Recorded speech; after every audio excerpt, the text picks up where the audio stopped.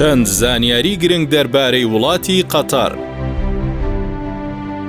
بەرزترین ڕێژەی داهاتی تاکەکەسی ساڵانەی لە جیهاندا هەیە کە بریتیە لە $146,000.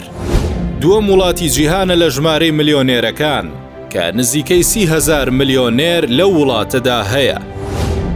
لە کوالێتی فێربووندا یەکەمی وڵاتانی عەرەبی و دووهەمی جیهانە لە دوای وڵاتی یابان بە جۆرێک ڕێژەی فێربوون لە 97%.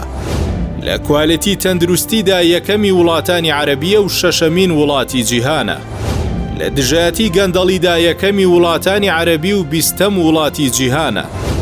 یەکەمین وڵاتی جیهانە کە بێکاری تێدا نییە و ڕێژەی بێکاری سفرە، بەواتەی ئەوەی کە هیچ هاوڵاتێکی قەتەری نییە سەرچاوەیەکی داهاتی نەبێت. نەختینەی دراوی قەتەری بریتیە لە 1,100,000,000,000 ریاڵی قەتەری. بانکی نیشتیمانی قەتەر یەکەمی وڵاتانی عەرەبیە و بڕی 520 ملیار ریاڵی قەتەری تێدایە.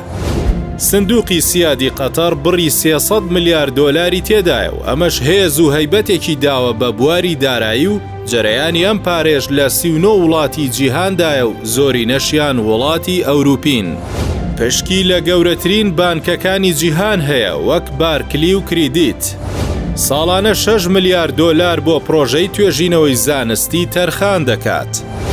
هێڵی فڕۆکەوانی قەتەر لەسەر ئاستی جیهان باشترین و یەکەمین هێڵی جیهانە و 170 فڕۆکە لە خۆئەگرێت.